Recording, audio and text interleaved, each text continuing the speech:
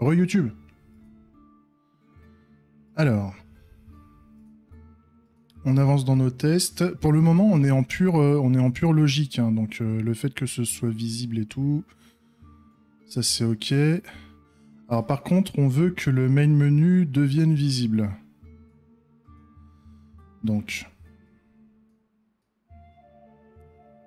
eh ben, ça, on pourrait le tester au niveau du composant. Ça, on pourrait le vérifier au niveau du composant. Je vais m'expliquer en termes d'implème. Vu qu'on a un composant visible affecté au comment on a un composant visible affecté au main menu. Donc on pourrait faire un main menu get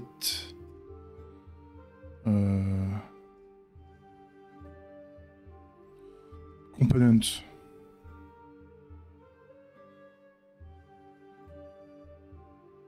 J'aime bien retrieve, moi. Retrieve component. Retrieve component visible. Et donc point is visible. On voudrait que ce soit vrai. D'accord? Donc ça c'est l'implème. Ça c'est l'implème. On veut s'assurer que ce soit vrai. On veut que ce truc-là soit vrai. Donc, ce qu'on peut faire, c'est qu'on peut rajouter la méthode retrieve component.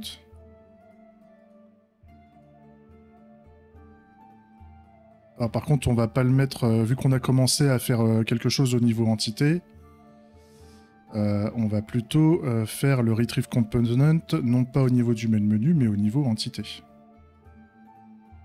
Vu qu'on a déjà du add component et du as component.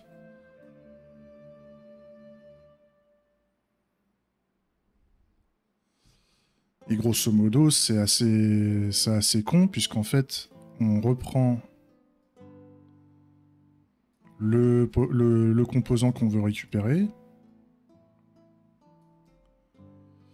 Et au lieu de faire un retour de booléen, en fait, on va vouloir...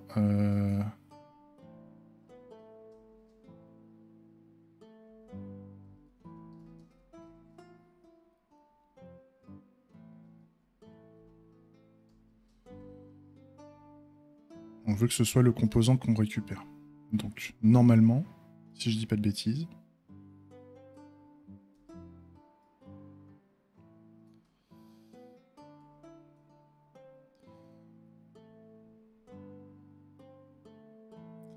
on veut retourner le component as component.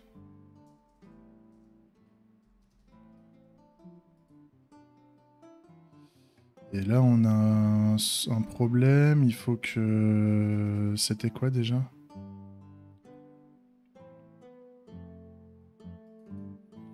Ah oui, il faut que je fasse plutôt classe ici. Classe, et là je fais classe as... non, c'est extends component, comme ça.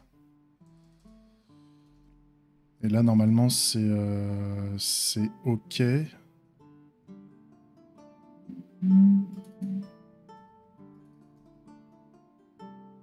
là je fais un throw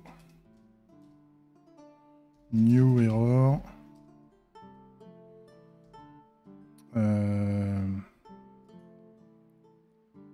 Component.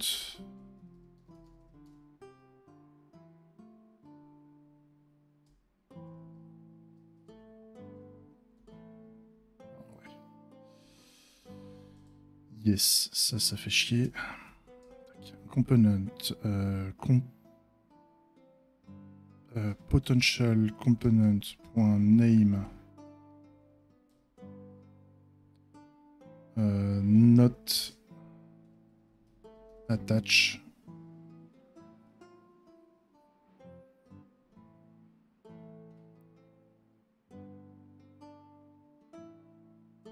Missing. On entity. This. Alors l'entity... on entity...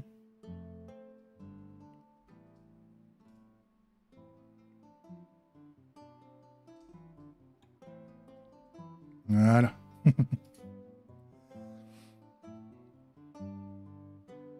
Là, ça peut être pas mal.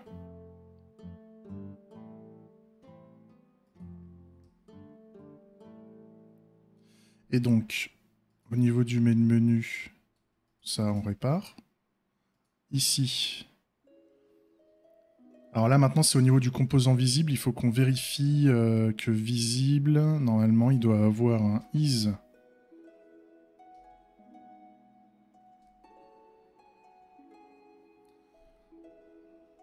Is visible.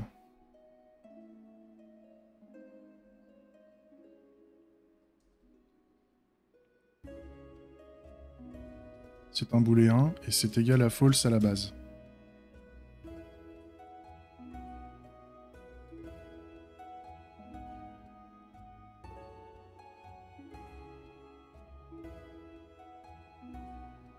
Là, il y a un pépin, ça ne me retourne pas la classe.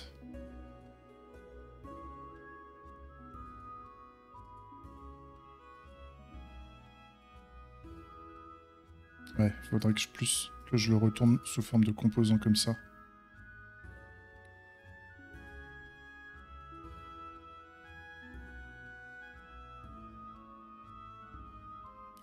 À toutes, monsieur. Merci. De toute façon, moi, je vais bientôt arrêter. Hein. J'arrête vers midi.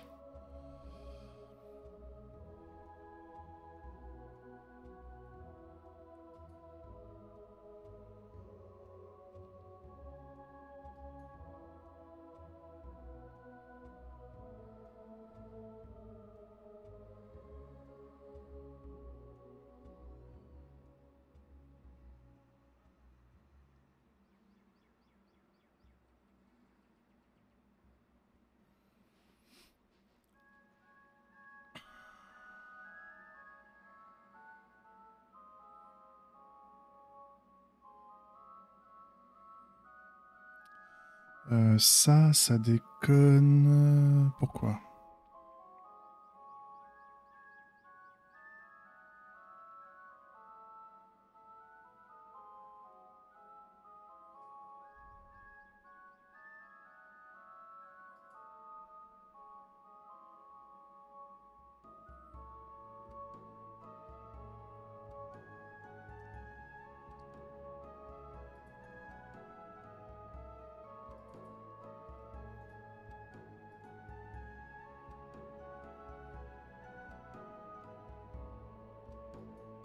Merde.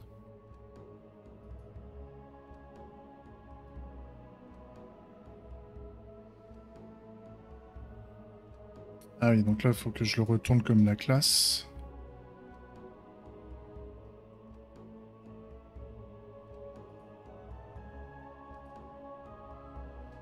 Je me le mets à côté, ce truc-là, pour comprendre, là. Donc j'ai bien un potential class. Class. Ouais. Class extend. Ah oui, donc là, on veut plutôt que ça étende pas la classe, mais mais l'interface du composant.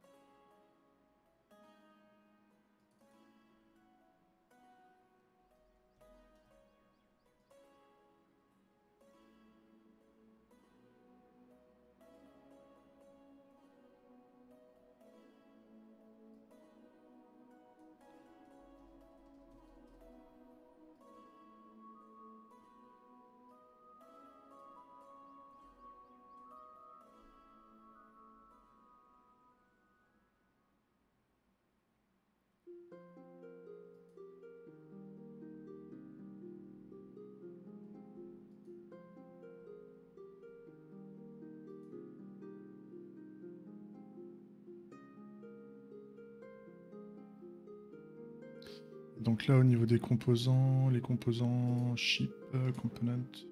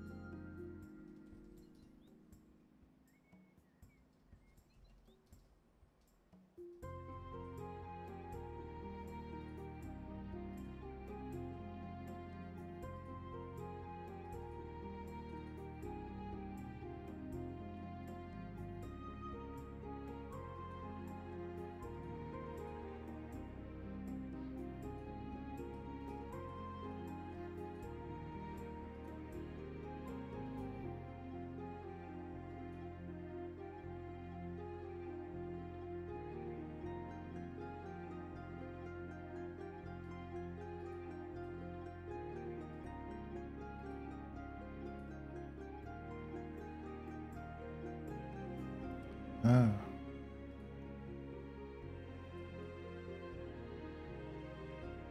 Ah oui, on veut que ça retourne la classe, ce truc.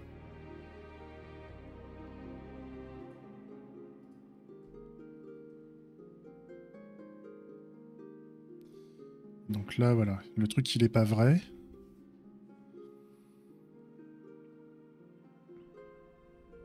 Donc, pour le faire...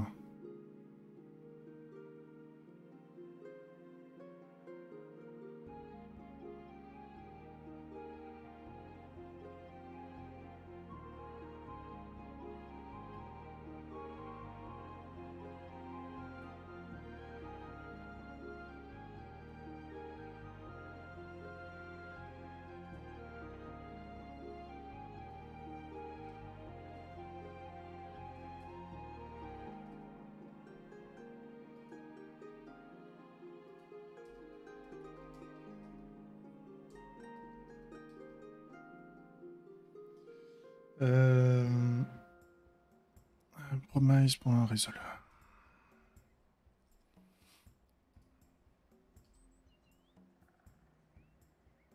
Donc ça, c'est parce que le create n'est pas fait.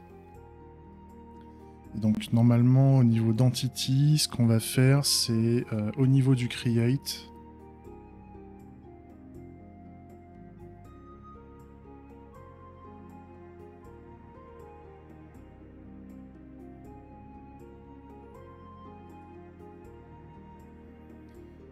On va faire this.components.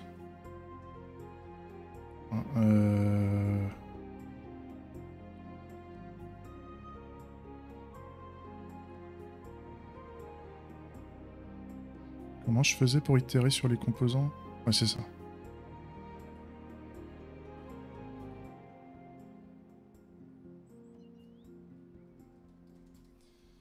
Create all components.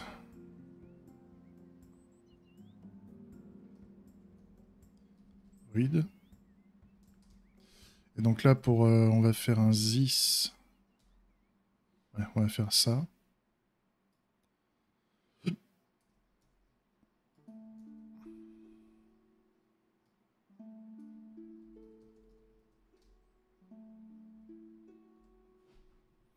Là, pour chaque composant, on va créer tous les composants.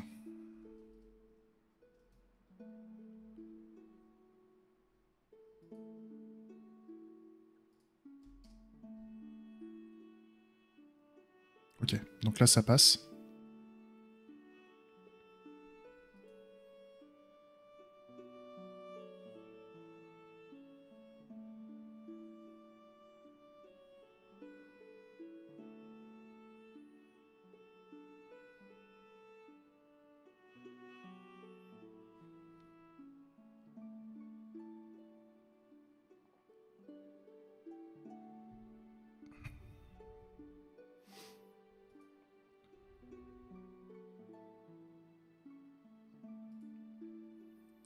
Ça, c'est bon.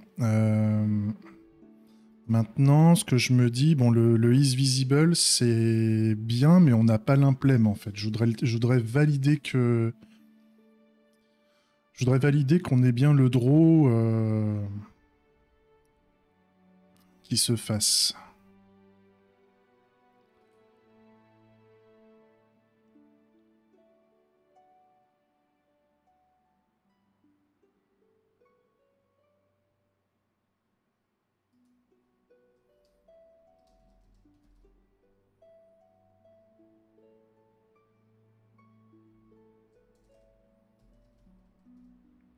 Je dois le tester autrement, le is visible. Donc, je voudrais faire un draw.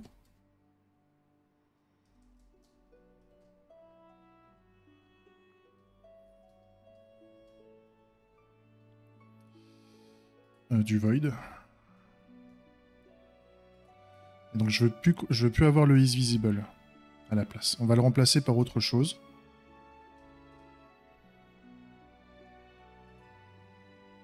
Je voudrais faire un private.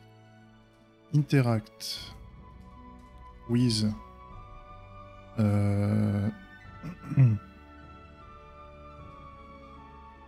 drawing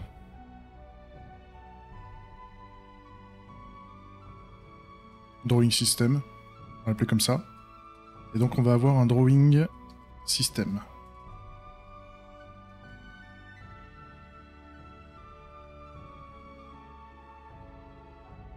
Un drawing system de type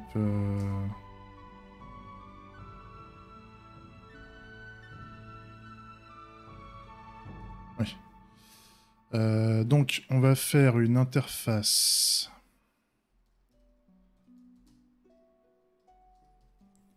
drawing system interactor qui va avoir en méthode draw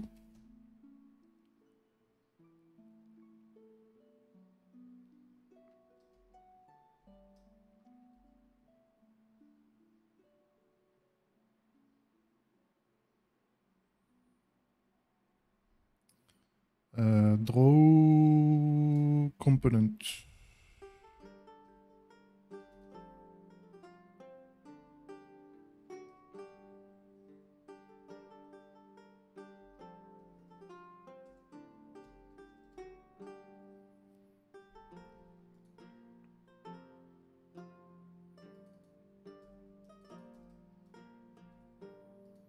Donc là, on va faire donc un constructeur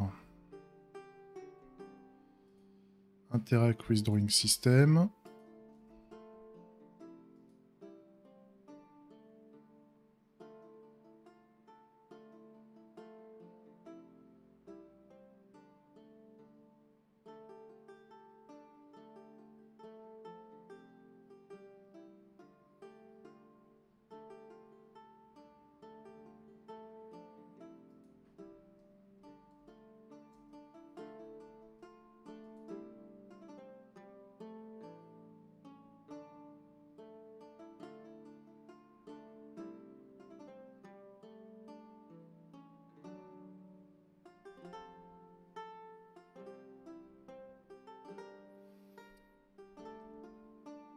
À la limite, c'est l'entité qu'on voudrait dessiner.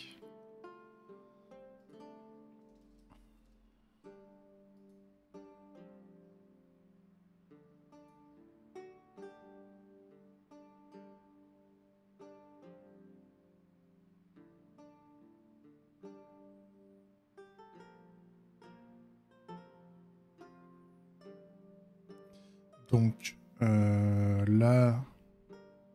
Ouais.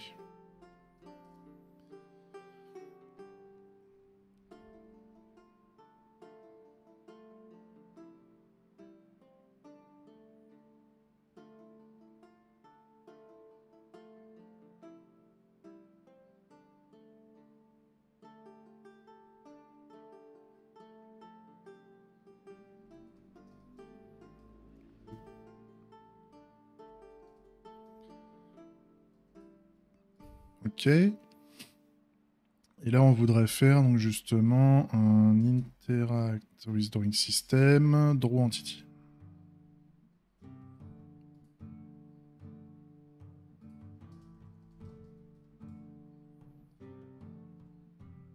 Voilà. Et donc là, ça veut dire qu'on a un souci parce qu'on a besoin, donc au niveau du main menu,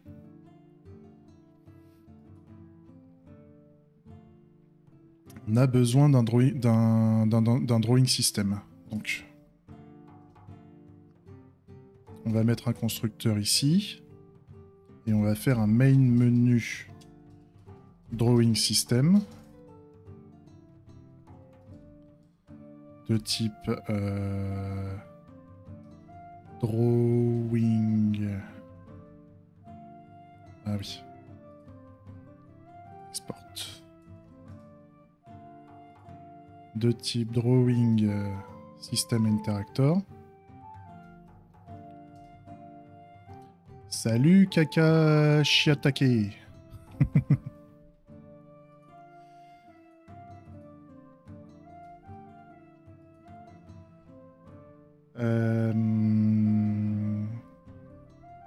Kakashi.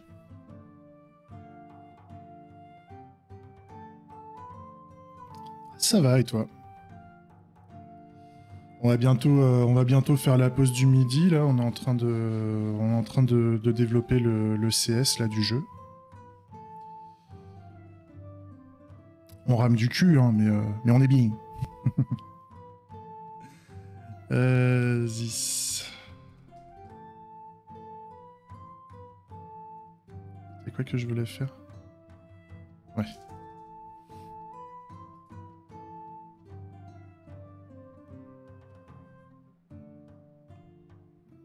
C'est quoi SDL2? Je parle pas. SDL2.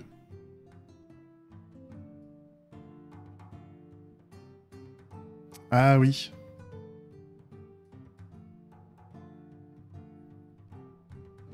Ouais, je vois. Ok. Ah, c'est une lib C. Alors c'est du C ou c'est du... Ouais, c'est du C pur. D'accord. Ok.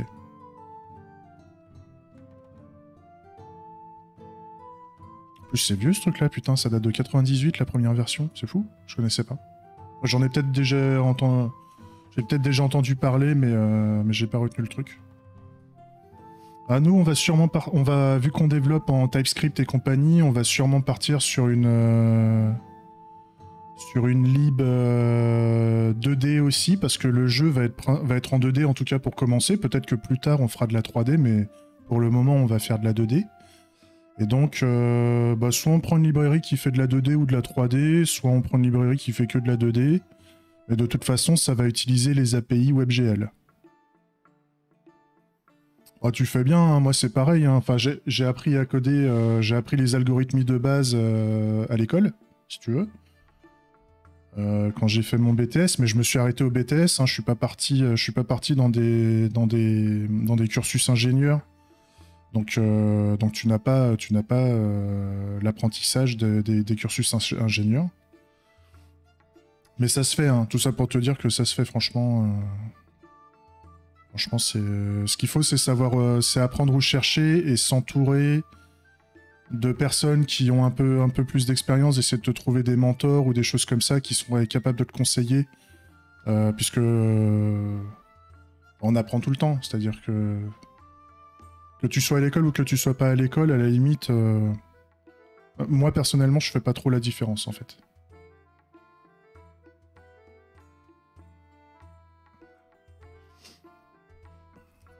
Le truc, c'est de trouver le programme de formation. Que je dis formation, c'est ce que tu vas apprendre. Hein. C'est pas formation officielle ou ce genre de truc, mais c'est quelles sont les choses que tu vas sélectionner par rapport à ton niveau, par rapport à ton savoir-faire aujourd'hui, qui vont te faire monter d'un cran. Il faut pas avoir un truc qui t'envoie... faut pas avoir passer du temps sur des trucs qui t'apprennent du bullshit. Et en même temps, il faut pas que tu tapes sur un truc qui est trop tendu pour toi, parce que sinon la barre est trop haut et tu vas pas arriver à la choper, en fait.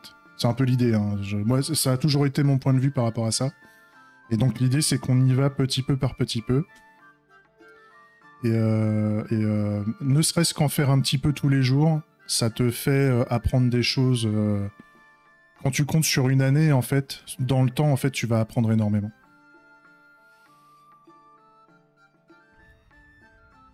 Ouais, je vois ce que tu veux dire. Je vois ce que tu veux dire.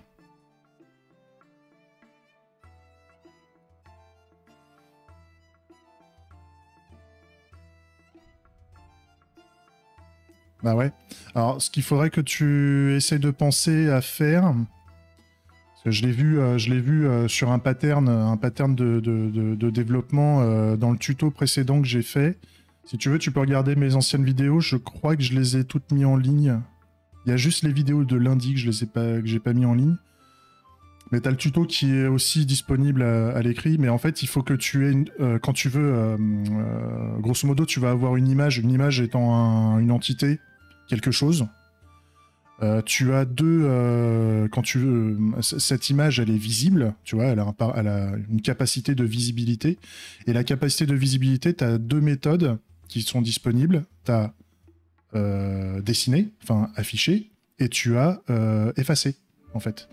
Et toi, ce que tu dois faire, j'imagine, c'est que tu dois afficher la première image, et tu essayes d'afficher une deuxième image, ou cette même image, mais on va dire plus grand, sans effacer la première. Donc, ce qu'il faudrait que tu recherches dans ton code, c'est le moyen d'afficher la première image, et quand tu veux afficher la deuxième image, bah, il faut que tu fasses aussi un effacement de la première image pour la remplacer, en fait. C'est-à-dire que d'un point de vue affichage, on va croire éventuellement que c'est la même image qu'on aurait grossi si vraiment tu choisis la même image. Mais dans les faits, techniquement, en fait, à la vitesse de traitement de ton application, bah, en fait, tu vas afficher la première, l'effacer, et tout de suite après, afficher la seconde image. C'est un peu l'idée. Hein. En tout cas, c'est comme ça que je ferais.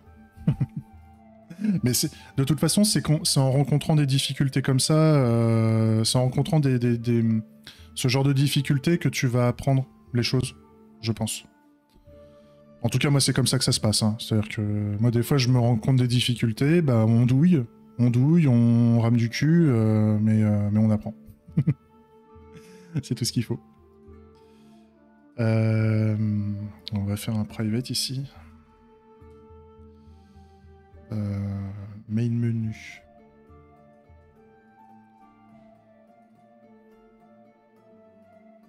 Donc, on va faire un super. Super. Super. Et puis un this main. This main menu. Drawing system. Main menu, drawing system. Start play. Ah, tu me diras, il n'y a pas d'entité abstraite ici. Donc, j'ai pas besoin de faire un super normalement. Si, il a besoin d'un super. Donc. Ah oui, il a besoin d'un entity interactor maintenant, lui. Donc il faut que je mette le... Ouais, ok. Il a besoin d'un entity interactor. Interact with entity. Forcément.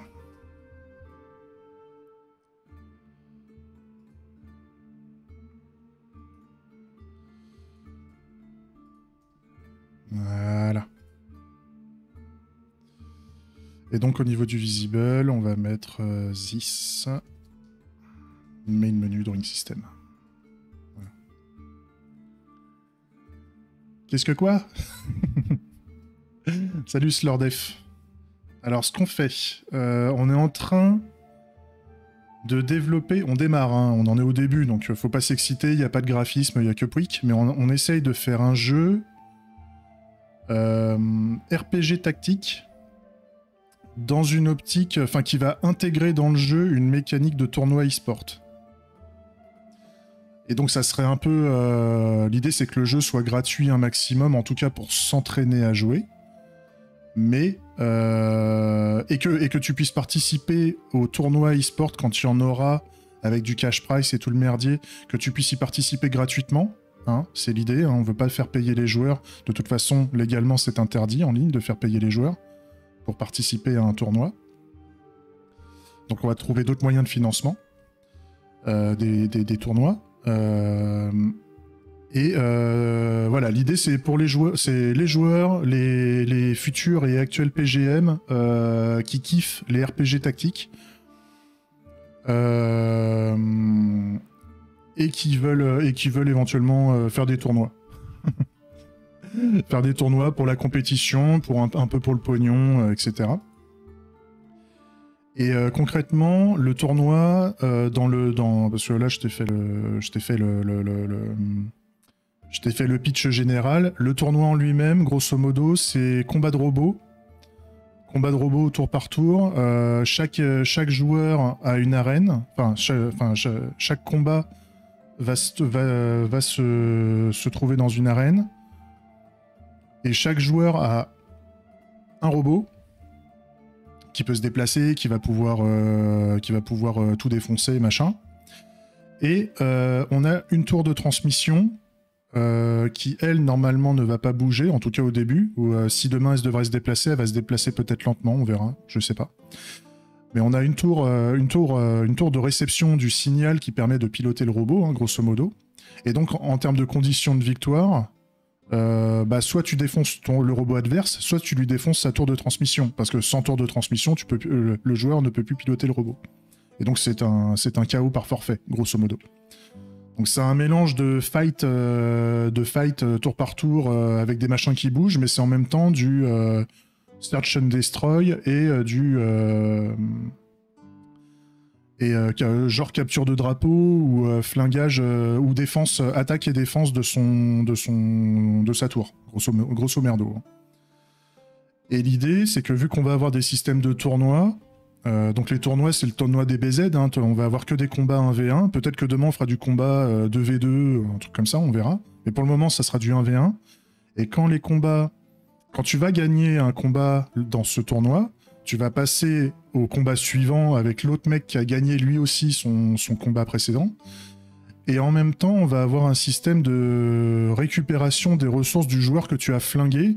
Et si tu arrives à flinguer le joueur intelligemment, sans perdre ses ressources, sans le défoncer, ses ressources, pendant le temps de préparation, tu vas pouvoir upgrade ton robot et ta tour. En défense et en attaque, demain en capacité de hacking ou je sais pas quoi. Enfin, on verra les mécaniques de jeu.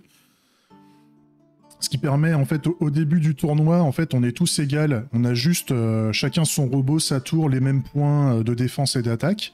Et en fonction de nos tactiques de jeu, tu vas te retrouver à la fin avec un mec qui a été hyper tactique dans ses combats pour récupérer un maximum de matos. Et donc, le mec, il va avoir un Gundam énorme. Et t'en auras un autre qui va galérer pour récupérer des ressources, hein, il aura mal joué et lui il aura un petit Wally dégueulasse qui va se faire poutrer en 2 secondes en fait. C'est un peu l'idée. Hein. Donc il y a un espèce d'effet Highlander en fait. C'est-à-dire je deviens de plus en plus fort que je flingue mes adversaires. C'est un peu ce délire là.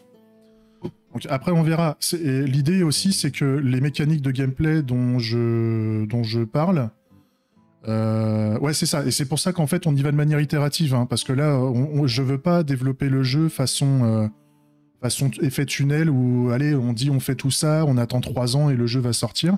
Non, on va essayer de faire les choses de manière itérative et on va sortir le jeu et on va faire ce qu'on appelle du déploiement continu. C'est-à-dire qu'à chaque fois qu'on rajoute une fonctionnalité dans le jeu, le jeu se met à jour. Éventuellement, on fait une petite release note pour informer les joueurs que on a modifié telle mécanique de gameplay, on a mis des nouveaux graphismes, il y a un nouveau son, un nouveau bruitage, une nouvelle arme, enfin tu vois, tout un délire. Et on va essayer de se faire laisser guider par les joueurs eux-mêmes. Et c'est eux qui vont nous dire, écoute, moi j'ai joué au jeu, c'est génial. Par contre, je verrais bien une mécanique de jeu en plus. Et donc, on va essayer de faire on va essayer de se laisser guider par ce que veulent les joueurs dans ce jeu-là. En fait. C'est un peu le délire. Hein. Et je te parle même pas des mécaniques de gestion des tournois, plus la gestion de... Parce que faut aussi idéalement, bien sûr, je fais ça pour mon propre plaisir de développer un jeu, parce que c'est la première fois que j'en fais. Mais en même temps, si ça marche, j'aimerais bien en vivre. Ça serait cool, tu vois, d'être un petit studio de développement de jeux vidéo et d'être capable de vivre de son jeu. Oui, oui, je suis d'accord avec toi. Au niveau des avis, bien entendu, on fera justement un tri entre les bons et les mauvais avis. Je suis d'accord. Et donc, si jamais on arrive à vivre de ce projet, bah, ça serait génial. Mais donc, il faut penser aussi au business model du jeu, même si c'est secondaire pour moi, ça reste secondaire. Hein. Néanmoins, pour pouvoir attirer des joueurs, le jeu a quand même une vocation à faire des tournois e-sport. Et donc, pour des futurs PGM, pour des futurs PGM qui veulent vivre de leur passion de l'e-sport, et ça devient leur métier, hein, grosso modo, il faut qu'on puisse être capable de leur proposer des tournois avec du cash price pour que les bons joueurs, les meilleurs joueurs puissent en vivre, grosso modo. Et donc, bah, forcément, il faut trouver des moyens de source de revenus, en fait. Mais pareil, cet aspect-là est secondaire. Pour le moment, on va déjà... ça, c'est ma vision des choses. Pour que la maillot commence à prendre, il faut au moins qu'on ait déjà un jeu un minimum sympa pour commencer à jouer avec. Et une fois qu'on aura les mécaniques de jeu de base en place, on va avancer sur l'aspect tournoi et on verra après sur les autres aspects. Entre autres, on pense à la pub, à faire un peu d'advertising ou ce genre de choses. Ouais, c'est ça. Mais en fait, ça sera toujours un proto, en fait. C'est vu qu'on fait du développement continu et compagnie, et que je fais de l'itératif, le jeu sera toujours en constante évolution sur une partie de ses fonctionnalités. Et en fait, l'idée, c'est qu'on livre toujours un petit peu de choses, peut-être pas beaucoup à chaque fois, mais très rapidement, en fait. Quasiment tous les jours, on sort un nouveau truc. L'idée, c'est qu'on fasse pas des releases à 3 mois ou ce genre de délire, quoi.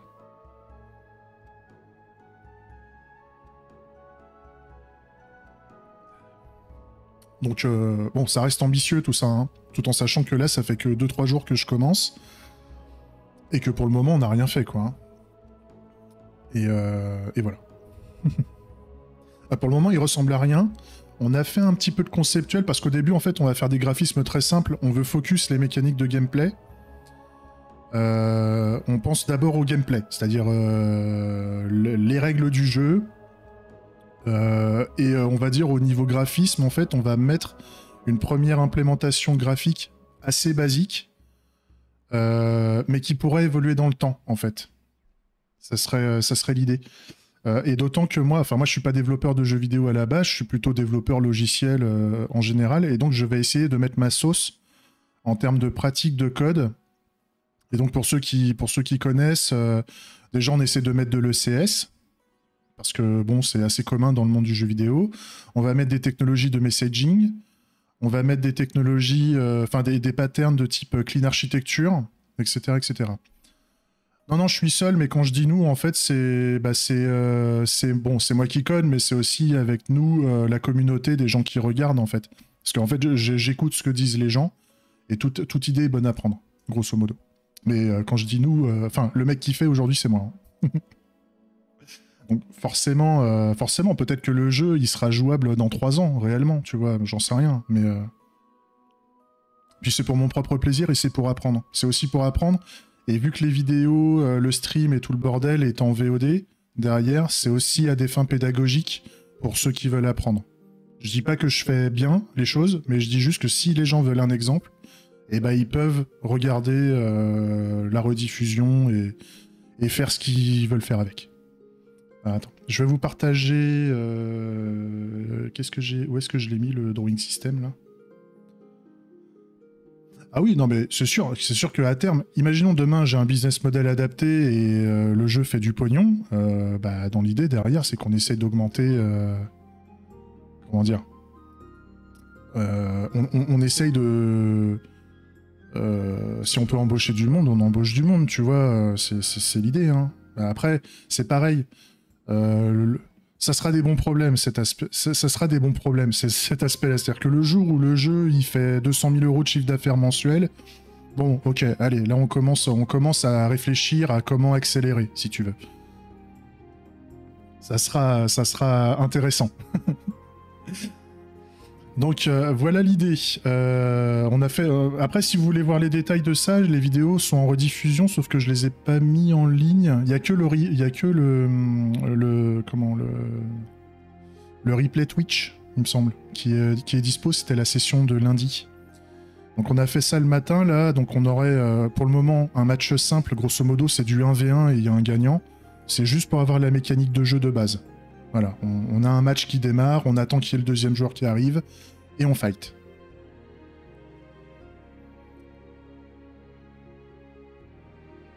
Ah, bien sûr, bien sûr. Là, pour le moment, par contre, je ne peux développer que 2 jours par semaine, parce que bon, je suis freelance informatique et j'ai des clients, si tu veux, et j'ai besoin de chiffre d'affaires.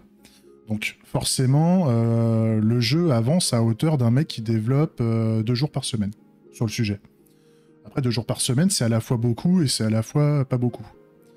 Mais c'est pas comme si je disais on avait une demi-heure par soir.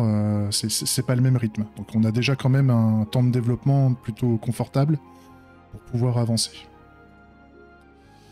Ensuite, on aurait donc des matchs, des tournois d'entraînement. Grosso modo, l'idée c'est que la session durait à peu près 70 minutes et qu'on puisse régler les sessions de jeu, les temps de récupération, tout le merdier.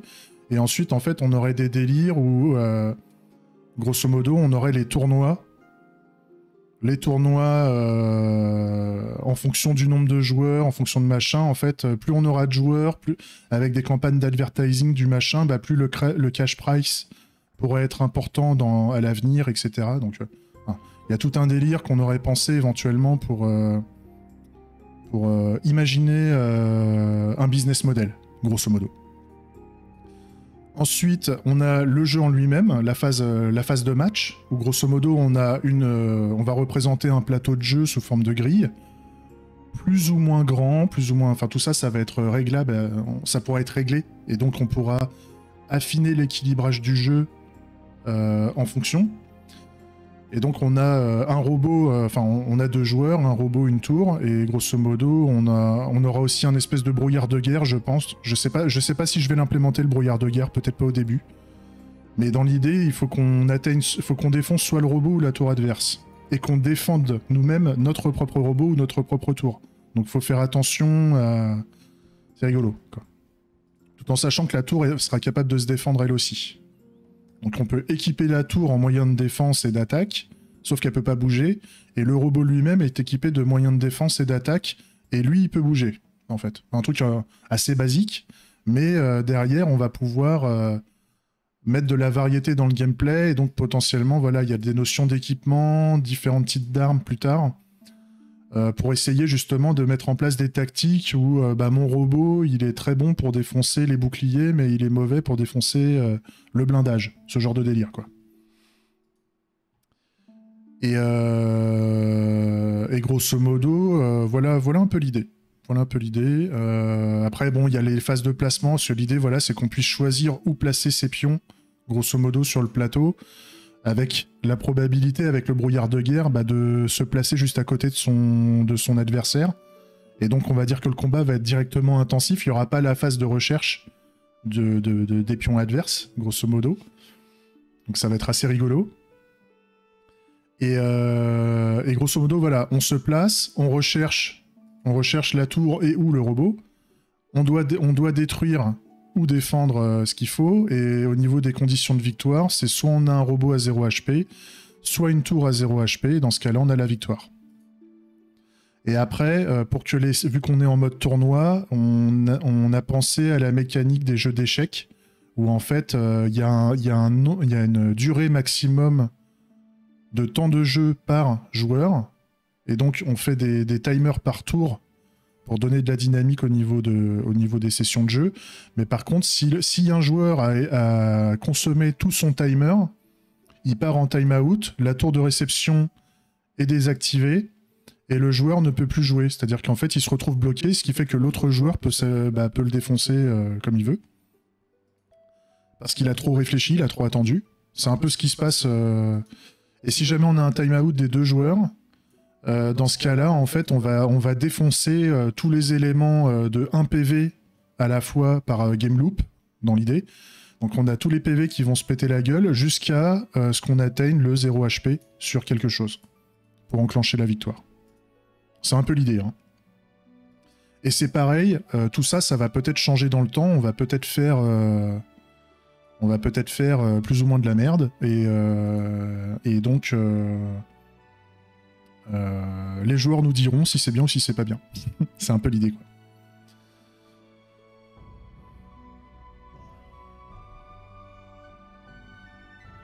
Ouais, oui, il y avait ça aussi. Il y avait ça aussi. Après, le mec, vu qu'il peut choisir... parce que l'idée, c'est qu'à la fin, tu récupères ce que tu n'as pas flingué. Donc si tu as le robot qui reste en vie, tu peux récupérer ses équipements à terme. Hein. Au début, ça sera pas en place. Mais l'idée, c'est que si le truc est détruit, tu vas avoir, grosso modo, de la pièce détachée détruite. Et donc, tu vas devoir faire du... Comment dire, du craft... grosso modo, mais avec des composants à perte. Alors que si tu récupères les composants non défectueux, enfin les composants récupérés du robot, parce que le robot il est en mode timeout, j'attends, bah tu pourras te rééquiper directement des pièces du robot sans avoir à les recrafter. Et donc tu vas avoir moins de pertes et tu vas pouvoir donc être plus équipé, plus avantagé que les autres, en fait. Mais ça, c'est pareil. Il y aura beaucoup, je pense, d'équilibrage à faire. Peut-être que ça va pas plaire aux joueurs, etc. Donc, on verra, en fait. On verra dans le temps déjà. Le jour où on en sera là, je serai déjà super content parce qu'on aura déjà mis en place les mécaniques de base. Parce que pour le moment, les équipements de robots et tout ça, il n'y en aura pas. Au début, on a juste un robot avec une arme fixe qui fait tant de dégâts et pas de blindage, pas de défense. Il aura juste ses points de structure, enfin ses HP. Et basta, quoi. Donc, quand on arrivera à ces étapes-là, parce que l'idée, c'est qu'on est grosso modo, on va avoir un espèce de MVP de jeu, donc le jeu qui est minimum jouable et un minimum intéressant pour qu'on puisse jouer et faire du match avec, et il va évoluer dans le temps. Et ensuite, on va directement... il faut qu'on ait le match simple pour que les gens puissent jouer, parce que ça va être client-serveur, enfin, ça va être multijoueur, hein, grosso modo. Donc, il faut qu'on ait au moins ça en place pour commencer à jouer. Et après, on va commencer à développer la gestion des tournois dans le jeu. Au moins les tournois d'entraînement pour qu'on puisse avoir les premières mécaniques de tournoi se mettre en place et qu'on commence à après rajouter des mécaniques de jeu et qu'on puisse imaginer... et qu'on puisse faire l'équilibrage. À la fois ajouter des mécaniques de jeu et à la fois gérer l'équilibrage avec des tournois. Et bien entendu, en fin de journée de développement, dans l'idée, moi, ce que j'aimerais pour pouvoir montrer l'avancement, c'est on va jouer, en fait. C'est que dès qu'on commence à avoir le jeu, on va commencer à jouer avec. Et donc moi, je vais allumer le serveur et puis je vais dire au mec, allez-y, essayez, je fais un combat avec vous, machin, et puis on voit ce que ça donne, quoi. Ouais, à terme, il y aura un serveur. Hein. À terme, il y aura un ou plusieurs serveurs. Après, on verra, parce que l'idée, c'est qu'il faut qu'il y ait du scaling sur tout ça, parce que si demain, on a des tournois, on doit gérer 1000 tournois en parallèle, et dans chaque tournoi, on a éventuellement 128 joueurs, et donc ça veut dire qu'au début, on va devoir faire 64 combats par tournoi, donc ça fait 64 000... 64 000 combats à gérer, grosso modo, on va architecturer tout ça pour que ça tienne un peu la charge. Et quitte à mettre de l'auto-scaling, enfin mettre des capacités de scaling pour qu'il y ait des évolutions côté serveur, côté des ressources et tout ça, pour qu'on ait toujours une expérience de joueur qui soit top, en fait. Pas de problème de perf, pas de plantage, pas de machin. Donc ambitieux, mais donc on n'y est pas du tout aujourd'hui. Il y a même pas le moindre bout de jeu affiché, puisque j'en suis qu'au début là. Je suis en train d'essayer de mettre en place la logique du main menu, du menu principal, pour pouvoir lancer un événement au serveur comme quoi je suis un nouveau joueur et je veux rejoindre. Si je reprends la fonctionnalité, je veux afficher ça dans mon jeu. Et quand je clique sur match simple, en fait, je veux envoyer l'événement au serveur comme quoi je veux rejoindre le match simple. Et donc après, il va falloir faire la transition entre le menu principal. On va avoir sûrement ici attente, attente autre joueur, quelque chose comme ça. On va avoir un petit menu d'attente là. Et ensuite, dès qu'on a le deuxième joueur, on fait transition et on lance le match et on rentre dans le phasing du jeu. Oui, ça c'est pas un souci, mais l'idée c'est qu'il faut qu'on soit capable, parce que là pour le moment ça va être ce qu'on appelle, enfin je sais pas si t'es du métier, Slurdef, mais grosso modo, si tu me parles de fournisseurs et tout ça, je pense que tu dois avoir un peu de notion du métier. Ouais, ok. Donc grosso modo, on va mettre en place une architecture. Grosso modo, ça va être le monolithe compartimenté. C'est-à-dire, on va essayer de mettre en place des systèmes de messaging entre les composants pour que chaque composant potentiellement soit déployé sous forme d'un serveur unique si on a besoin. Mais au départ, ça va être un espèce de gros monolithe. Tout va être dans un seul serveur, mais grosso modo, il y a des systèmes de messaging internes qui vont permettre de mettre en place des systèmes de queue. Là, après, on rentre dans la technique. Mais ouais, c'est plutôt une forme de... À tout moment, on pourrait se dire, il y a un endroit où ça a besoin d'énormément de ressources et il faudra faire du scaling sur cette portion-là du jeu. Et donc, cette portion-là du jeu, en fait, je vais l'extraire de mon serveur principal pour le mettre à côté sur un autre serveur, si demain on en a besoin. Mais ça sera le jour où on aura déjà 1000 joueurs, par exemple, j'en sais rien, on verra, on va monitorer tout ça, mais ça sera le jour où on aura 1000 joueurs en continu sur le jeu. Tant qu'on n'a pas ça, on restera avec un seul serveur, ça fera très bien le café, quoi. Parce qu'on reste sur un jeu en tour par tour. Il n'y a pas de temps réel, c'est pas...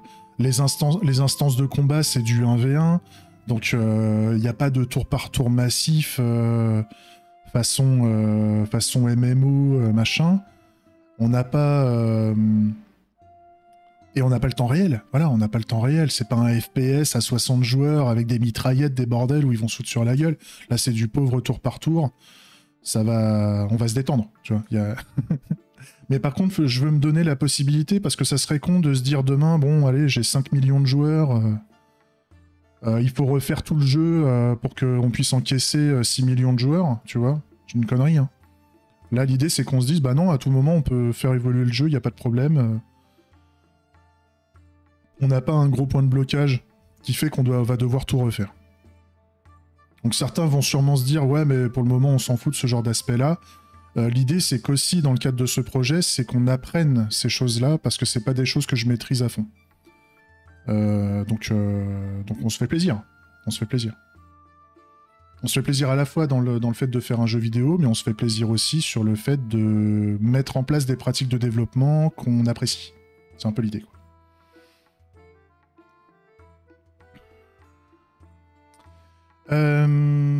Donc, qu'est-ce qui me reste là? Oui, donc là, il faut que je rajoute un... Ouais, il faut que je le fasse, d'ailleurs. Classe fake. Main menu. Drawing system. Donc là, ce qui est bien, c'est que j'ai pas besoin d'avoir un client web, j'ai pas besoin de commencer à mettre la tech. Pour le moment, on est dans le gameplay pur, et donc je fais ce qu'on appelle de la clean archi. La clean architecture, c'est que grosso modo, je développe ce qu'on appelle la business logic, donc toutes les règles du jeu et les règles de gestion des composants, c'est-à-dire comment je me balade entre mon main menu, qu'est-ce qui se passe quand je lance un jeu, etc. Ça, on n'a pas besoin forcément de technologie pour le faire.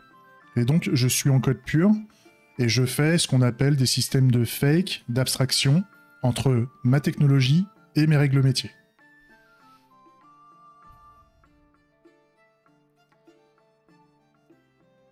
Ouais, je suis d'accord avec toi.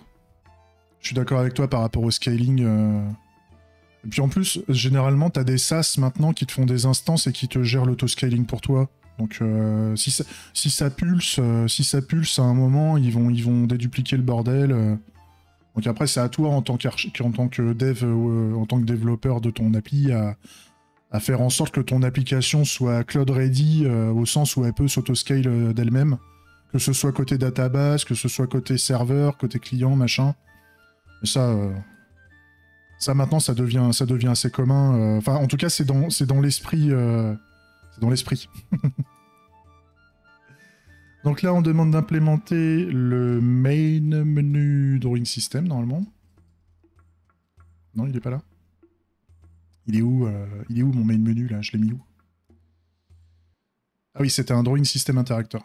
C'est ça. Donc c'est implement drawing system interactor. Je me laisse guider par mon IDE.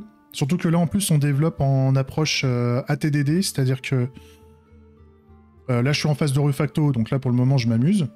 Mais grosso modo, si je rajoute du comportement logiciel, je le fais de manière itérative, c'est-à-dire une chose à la fois, et je me laisse guider sur le fait que... Enfin, sur la boucle TDD, hein, c'est Red Green Refactor, pour ceux qui connaissent. Donc là, le draw entity, il est là. Qu'est-ce qui lui va pas? Oui, il est pas utilisé. Donc là, mon main menu, je peux faire un new ici. New fake main menu drawing system. Quick. Et donc je vais pouvoir tester, même d'ailleurs je vais le mettre ici, je vais mettre un const drawing system. New fake main menu drawing system. Je le mets ici. C'est quand j'aurais pu utiliser la refacto.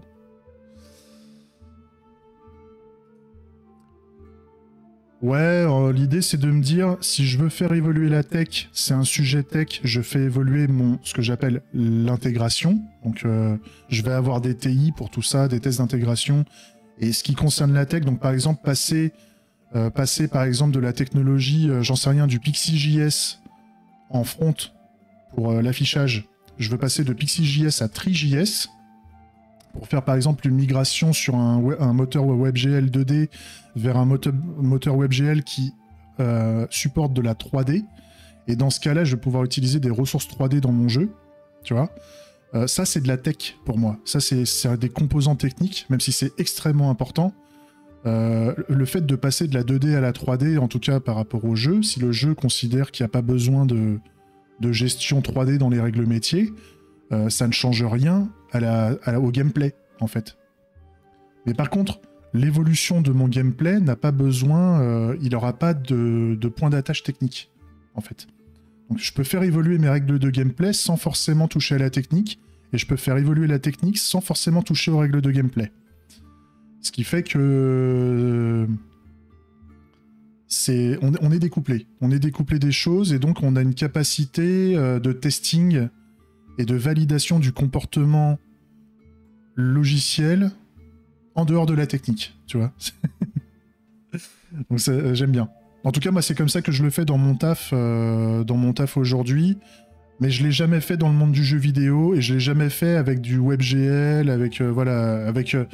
avec l'approche ECS et tout le merdier, je l'ai jamais fait. Donc forcément, là, il y a la courbe d'apprentissage au début qui est dure, et donc on est lent. Mais bon, on avance. Lentement, mais on avance. Mais par contre, je sais que dans le métier que je fais au jour le jour, bah, ça marche, en fait. Ça fonctionne, et ça me donne une capacité de ne pas avoir peur de toucher au code, en fait. À tout moment, je suis protégé de... Tout mon comportement est bien explicite, toutes mes règles de gestion du logiciel sont spécifiées par les tests de base. Et donc si je modifie un truc et que je pète un test, c'est que c'était pas bon. C'est aussi simple que ça, quoi. Avec en plus la capacité d'évolution du code de manière itérative, avec TDD. Donc là, on a un design de code qui peut être évolutif, on peut faire des expérimentations de refacto, si besoin.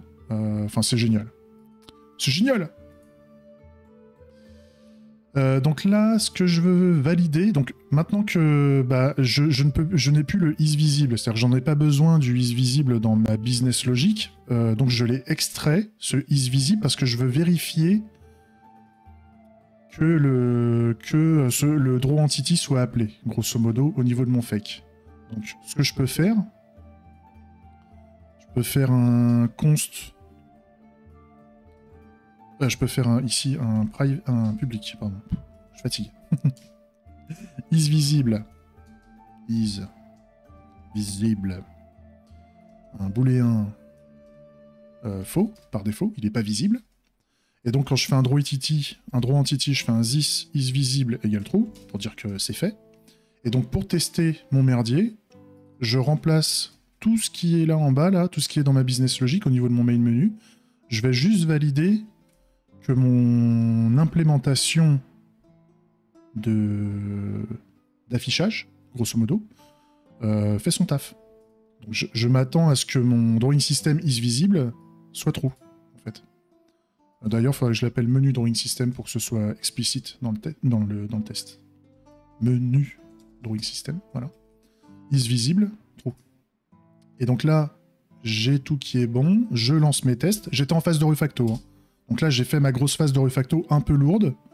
Il y a un truc qui va pas, on va vérifier. Ouais, il y a ma RFC instance qui manque. Donc là, il faut que je rajoute un constructeur.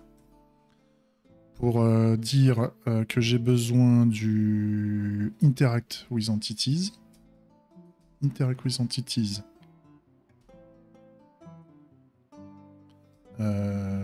Entity interactor. Et un interact with main menu. Non. Comment je l'ai appelé moi tout à l'heure? De toute façon, on va avoir. C'est un drawing system interactor, mais ouais, main menu drawing system. On va l'appeler comme ça. Interact with main menu drawing system. Donc là, on va avoir un chargement de énormément de dépendances. Putain. Parce que j'ai vu ton teint. J'ai dit ce que j'ai lu. On va avoir un ensemble de dépendances assez lourdes.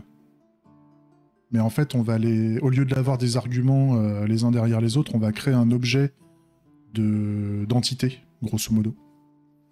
Un objet d'entité à passer en entrée de jeu. Et donc, c'est là où on dit, est-ce que je veux être en fake ou est-ce que je veux utiliser mon drawing system? Est-ce que je veux utiliser un fake ou est-ce que je veux utiliser un WebGL ou un PixieJS drawing system, par exemple?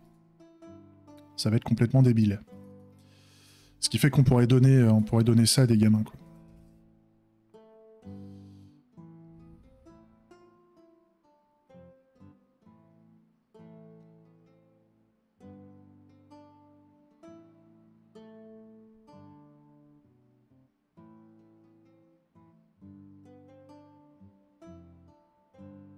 Ah mais grave, hein. Grave. Je suis totalement d'accord avec toi. Moi, j'aime le gaming. J'ai toujours kiffé ça. Par contre, j'ai quasiment plus le temps d'en faire. En fait, limite, moi, quand je veux me détendre, en fait, j'aime toujours le jeu vidéo, mais limite pour me détendre, je préfère mater un Mister MV qui se tape un merde. Un Binding of Isaac, tu vois, en mode pépouze, ça me détend, tu vois. Mais par contre, je joue toujours un petit peu, mais j'ai très peu le temps. Et donc, je me dis aussi être capable de... Parce que vu que j'aime le jeu vidéo, enfin, puis on est dans le monde du jeu, quoi, le jeu, le plaisir, tout ça, ça t'émule quand tu fais du jeu vidéo. Si tu aimes ça, tu prends ton pied, quoi, en faisant ce genre de choses. Et si en plus, t'as des gens qui jouent à ton jeu, mais le plaisir que ça te donne de te dire, putain, il y a des gens qui jouent avec quelque chose, tu vois, que j'ai fabriqué. C'est super sympa. Ouais, super. Super, et donc là, je mets le interact with entities. Et ensuite, il faut que je fasse un this. Interact with main menu drawing system égale interact. Voilà, et là, on va faire un private de ce truc-là.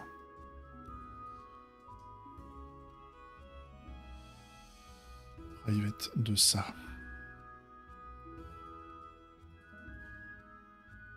This. Voilà. Donc je résume. Là, je fais des trucs complètement cons, c'est que je résous mes problèmes de compilation en TypeScript. Hein. Je me laisse guider par mon IDE et les problèmes qu'il rencontre. Hein. Donc normalement, ça se passe plutôt pas mal. Alors il y a un truc qui lui va pas. Ouais, il y a mon robot, il y a mon RFC instance là, donc là, à la limite, je peux lui faire un new directement là. New fake. Bah,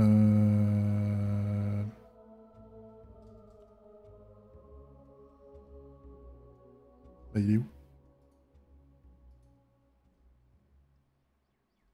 Elle est où? Il est où mon drawing system? Je l'ai mis où? Je fatigue. C'est au niveau du main menu que je l'ai fait? Non. Ça doit être au niveau du test, du main menu. Ouais, c'est ça. Donc ça, je m'aide. Petite refacto, new file pour l'exporter. Et là, maintenant, je vais pouvoir new fake drawing. Voilà. Donc ça, c'est parce qu'il en a besoin dans sa dépendance, ok. Il n'y a pas 10 problèmes. Par contre, j'ai encore un truc qui déconne, là. Sinon, j'ai tout sauvegardé maintenant. Est-ce qu'on est bon? On est bon. Voilà. Donc là, j'ai mes tests qui sont réparés. J'ai pas changé le comportement en soi, j'ai changé le design interne du code. Pour que, en fait, au niveau de mon main menu, je n'ai plus à checker directement au niveau du main menu, enfin, au niveau du composant visible du main menu, comme quoi il est visible. Ce qui fait que j'ai retiré le is visible, en fait, de mon main menu. Parce que j'en ai pas besoin dans la business logic à la base.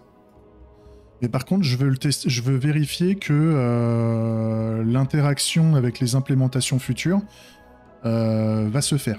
Et donc, là, au niveau de mon menu Drawing System, j'ai fait un fake, et donc dans mon draw entity, en fait, je m'assure que ça a fait un is visible. J'aurais pu faire un spy ou je sais pas quoi, mais les systèmes de mock et de spy, j'en suis allergique. Je déteste ça. Donc, je préfère faire un fake. Parce que le problème des spies et des fakes, c'est que c'est lié au framework de test.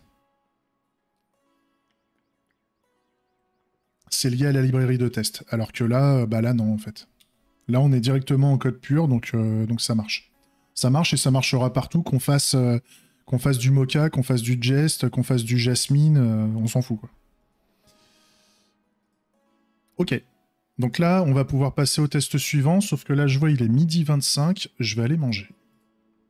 Je reprends cet après-midi. Donc là, en fait, on a résolu ce scénario-là. Donc, le cas d'usage qu'on voulait, c'est quand on crée le main menu. Donc, on a un main menu, on fait un create dessus. On veut s'assurer que le main menu a un join simple match component attaché. Parce que l'idée, quand on aura le main menu, c'est qu'on veut avoir un join simple match component, comme ça, quand l'utilisateur va envoyer un événement, quand il aura cliqué match simple, là, ça va envoyer un événement dans le système qui va demander, qui va essayer de chercher les entités qui ont le composant... qui a le composant simple match, grosso modo. Et donc, et quand il l'a trouvé, il va lui dire salut Poké. Et donc, quand il va envoyer, quand il aura identifié le composant et entre autres le main menu qui a le composant simple match, il va lui demander d'exécuter la méthode joindre un match, en fait, rejoindre le match. Et ça va partir dans le serveur. Ça va partir dans du code métier qui va se trouver côté serveur, de son côté. Alors ça, Poké, pour avoir un nom de domaine, tu vas être obligé de payer si tu veux vraiment le nom de domaine en entier, pour toi. Hein. T'as des fournisseurs, hein, tu peux aller chez OVH et tout ça, ils ont des gestionnaires de domaine, et en fonction du nom de domaine que tu veux, il faut déjà que le nom de domaine ne soit pas utilisé par quelqu'un, et il va être plus ou moins payant en fonction du domaine que tu veux. Sinon, tu peux avoir un nom de domaine de type j'ai un nom de domaine qui existe à la fin, tu vois, je peux avoir un... Je te montre. Je te montre. Tu peux avoir un nom de domaine de type mon domaine, tu vois, mon domaine, point... Et là, tu as un fournisseur de noms de domaine qui te fait des noms de domaine gratuits. Du genre bidule... bidule.fr, tu vois, mondomaine.bidule.fr. Si tu veux mondomaine.fr, tu vas être obligé de l'acheter. Et quand je dis de l'acheter, ça se loue hein, également, c'est-à-dire qu'il faut l'acheter une première fois et il faut le racheter tous les ans. Donc ça coûte du pognon. Ok ? C'est pas très cher, enfin pas très cher, tout est relatif, hein, je sais pas quel est ton revenu, mais grosso modo, t'as des noms de domaine à grosso modo entre 10 et 15 balles par an, en fait. Donc ça va te coûter entre 10 et 15 balles par an. Pour avoir un site web gratuitement, ça dépend le site que tu veux faire. C'est-à-dire que si tu veux faire un blog, machin, t'as des gestionnaires de blogs gratuits qui vont te le faire. Si tu veux faire un vrai serveur, un vrai site web, un vrai serveur web qui expose un site web, si tu veux le faire gratuitement, tu peux l'héberger chez toi, éventuellement, et tu fais ce qu'on appelle une NAT au niveau de ta box pour exposer ton site web hébergé chez toi. Surtout, enfin, pour ça, il faut que tu aies une IP fixe. Hein, on appelle ça une IP fixe. Mais oui, Suri, c'est un sous-domaine, c'est ça. Mais grosso modo, ça peut être utile si tu veux faire un site vraiment gratuit, 100%, et que tu veux un sous-domaine d'un domaine gratuit. En fait. Mais souvent, tu es obligé de mettre de la pub ou ce genre de truc, quoi. Ouais, mais ça, c'est décorrélé. C'est décorrélé, Poké. C'est-à-dire qu'en fait, ton code HTML, moi, ton code HTML, je peux le mettre dans mon domaine, en fait. Le nom de domaine, c'est l'adresse. Faut comprendre que c'est ça, en fait. Le nom de domaine te permet... Je te montre, hein, d'un point de vue technique. Si tu fais un NSLOOKUP de www.google.fr, ça te permet, le nom de domaine te permet de taper justement sur les fournisseurs de noms de domaine te permet justement de dire quand tu as ton domaine ou un sous-domaine, tu peux taper sur telle IP en fait. Et c'est toi qui dis sur quelle IP tu veux taper, tu vois. Donc après, derrière cette IP là, tu peux mettre ce que tu veux. Hein. Si Google décide demain de mettre du porn à la place de google.fr, à la place du moteur de recherche, ils peuvent. Si tu veux. c'est pas le site web qui va porter le nom de domaine, grosso modo. Mais ça, c'est gros doigt mouillé, hein, ce que je te dis.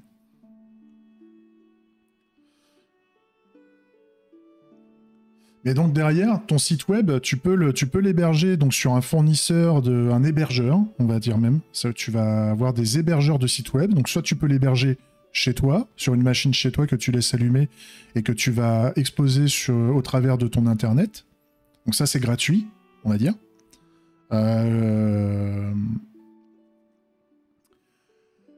Et puis sinon, t'en as plein des trucs qui font du gratuit. T'as du serverless, par exemple. Moi, ce que j'ai fait, par exemple, si vous regardez ce que j'ai fait avec Bangerang, c'est le projet que je faisais là avant le projet de jeu. Hein. Tu vas sur Bangerang, là, tu vois. Sometimes Useful, c'est mon domaine, hein, grosso modo.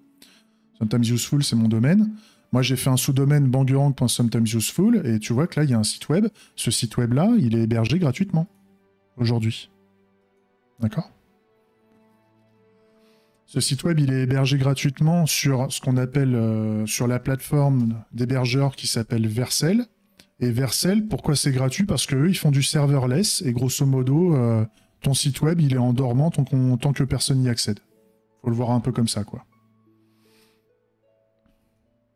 Après, tu as plein d'autres solutions sur le marché qui te permettent de faire ça. Et comme tu dis, tu as WebHost, machin, donc... tu as d'autres trucs. Mais bon, pour faire du site web statique, je veux dire, même GitHub fonctionne, si tu veux. Tu peux faire un site web statique, surtout si tu veux juste mettre de l'HTML. Si t'as pas de serveur réellement, si t'as pas de logique côté serveur, et que tu veux faire un site qu'on appelle statique, t'as énormément de solutions gratuites sur le marché, en fait. Donc après, il faut se renseigner. Tu fais free web server GitHub, free web server Vercel, machin. Fais tout ce que tu veux. Et ils vont te donner des tutos pour ça. Et par contre, par rapport au DNS, tu vas devoir acheter ou utiliser un sous-domaine d'un fournisseur de domaine gratuit, grosso modo. Et si quelqu'un te vend si quelqu'un te dit que le domaine que tu veux, il te le propose gratuitement, attention, parce que au début, le domaine est gratuit, il te le fait gratos. Et le jour où ton site a 10 000 utilisateurs par jour, le nom de domaine ne t'appartient pas, il appartient au fournisseur de domaine. Donc là, tu fais attention, parce que le mec, il peut te le rendre payant du jour au lendemain. C'est ce que font la plupart de... C'est l'effet... c'est le chais, tu vois, c'est l'effet chais. Tu demandes un domaine gratuit, on te donne le domaine gratuitement, et dès que tu as du monde dessus, ouais, c'est ça, StoreDev. C'est-à-dire qu'en fait, le mec, il fait du comment ça s'appelle? Merde, quand tu joues avec la bourse, là. Il fait de la spéculation sur les noms de domaine. Le mec, il achète les noms de domaine à ta place, ça lui appartient, et le jour où ton domaine a une hype... Ouais, c'est du trading, hein, voilà. Le jour où ton domaine a de la hype, eh ben, il va le revendre très cher. Et toi, t'es obligé de choisir un autre nom de domaine et tu l'as bien, bien profond. Donc, faites attention. Si vous avez un nom de domaine que vous kiffez et que vous voulez faire quelque chose avec ce nom de domaine, au lieu de l'acheter gratuitement à quelqu'un, enfin, au lieu de demander à quelqu'un de vous le fournir gratuitement, sous réserve que ça lui appartient, achetez-le. C'est 10 balles, hein. Si après 10 balles, ça vous écorche la vie, 10 balles par an, c'est 10 cafés, hein. C'est 10 cafés au distributeur. Donc, après, chacun son niveau de revenu, mais si vous en êtes à l'étape où je veux faire un site web, normalement, vous avez 10 balles par an à claquer. Parce que dans votre réflexion, hein, par rapport à votre niveau de vie, si vous êtes dans le délire, je voudrais créer un site web, c'est que normalement, vous n'êtes pas en train de crever la dalle. Parce que ceux qui crèvent la dalle, ils sont pas en train de penser à créer des sites web. D'accord? Donc, ça veut dire que vous avez un niveau de vie qui vous permet de vous acheter un menu best-of, quoi. D'accord? C'est ça, c'est un tacos, c'est un gros tacos avec la boisson, quoi. Donc, ou un gros McDo, tu vois. Donc, si vous êtes prêt à claquer un gros McDo par an là-dedans, parce que votre site web vous plaît, parce que c'est votre site web, achetez-le, hein. Vous faites pas couiller. Enfin, quand je dis 10 balles, ça dépend du nom de domaine. Les .fr, les .com, les .io, ça dépend de l'extension, en fait. Ça dépend j'ai même plus le nom, c'est le... Ça a un nom, hein, le .com et compagnie, là, c'est le route domaine, là. Enfin, je sais plus comment ça s'appelle. Le SDL, c'est ça, hein, je crois. SDL domaine, je crois. Non, je sais même plus. J'ai plus le nom. Ouais, c'est ça, mais voilà, c'est gratuit. Ouais, après, ils te font des promos. Après, le mec, il te fait des promos. Après, il faut lire dans les conditions contractuelles. Ça veut dire que tant qu'il y a la promo en cours et que tu ne payes pas, ça lui appartient. Donc, en fait, là, le mec, il te donne 6 mois. Il te donne 6 mois. Mais en fait, si tu as la hype qui vient pendant les 6 mois, on sait jamais. Hein, tu peux trouver une niche qui décolle. Le mec, si ça se trouve derrière, il t'en fume. Tu vois. Donc, attention à ces trucs-là. Lisez les... Ouais, le first level, c'est ça. C'est le domaine de premier niveau qui, en fait, pour ceux qui n'ont jamais appris le DNS, le tout premier niveau, c'est le point qui est invisible à la fin des choses qu'on attaque, en fait. En fait, ce qui vous manque à la fin, c'est qu'il y a toujours point à la fin. Donc, ça, c'est le root level. Le root level, c'est géré par quelques serveurs dans le monde qui ont une espèce d'autorité. Enfin, c'est l'I3E, machin. Enfin, c'est une espèce de... C'est le consortium Internet. C'est un truc un peu... une organisation un peu non gouvernementale, machin. De techos, quoi, qui ont créé Internet à l'époque, hein, on va dire.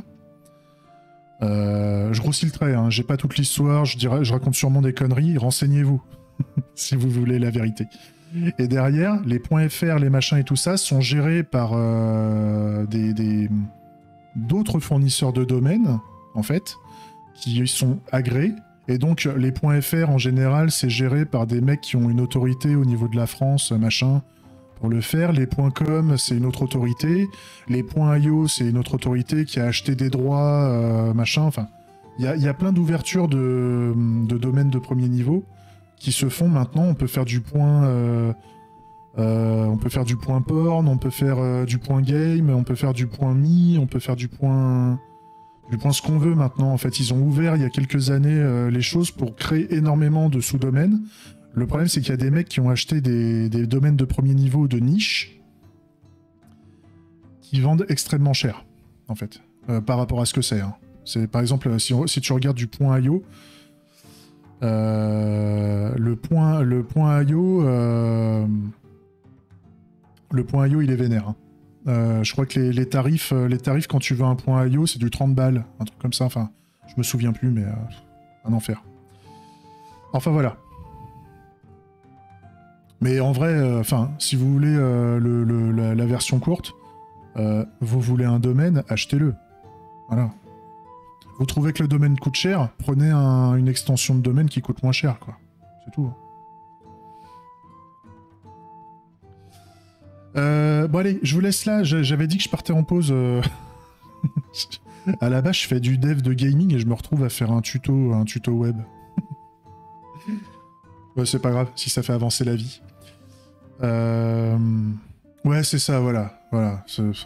N'importe quoi. C'est n'importe quoi. Franchement, en fait, c'est ça qui est rigolo, mais à la fois c'est abordable, mais à la fois c'est pas abordable. C'est-à-dire qu'en fonction de ton site, tu vas trouver ça cher ou pas cher, en fait. Mais pour une société, n'importe quelle société, un nom de domaine à 2000 balles, si t'as un grand groupe, c'est que Pouic, donc tu vas l'acheter, tu vois, c'est ok. Ouais, c'est ce que je fais. C'est ce que je fais, Gibris. Hein. C'est pas, tu vois, par exemple, ce que j'ai montré sur Bangerang tout à l'heure, là. Quand je montrais Bangerang, en fait, tu as... moi, le domaine, c'est Sometimes Useful, tu vois, c'est le nom de ma boîte. J'ai acheté le domaine.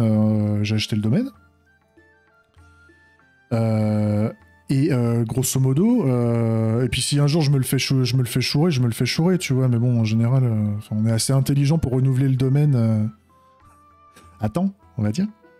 Mais grosso modo, Sometimes Useful, voilà, ça c'est le domaine, tu vois, en .com, .fr, .io, tout ce que tu veux. J'ai mis un sous-domaine bangerang.sometimesuseful.machin. Parce que j'avais pas envie, parce que déjà les domaines en bangerang.fr ou bangerang.com ou je sais pas quoi, ils étaient déjà achetés. Et puis mon projet, le projet, je l'ai appelé Bangerang, mais demain je peux l'appeler Mes couilles en ski, je l'appelle Mes couilles en ski, tu vois, le nom je m'en fous en fait. Tant que ton jeu, tant que ton machin il a pas chopé une hype certaine, c'est pas grave de renommer quelque chose en fait. Donc c'est l'idée. Allez, je fais ma petite pause. Enfin, ma grosse pause. Je reprends à quelle heure? Il est quoi? 12h40 là? Bon bah 13h40. Allez, on va sur une heure de pause. 13h40. Et le live reste ouvert, hein, bien sûr. Vous pouvez continuer à causer entre vous. Il n'y a pas de souci. Salut YouTube, des bisous. Ciao.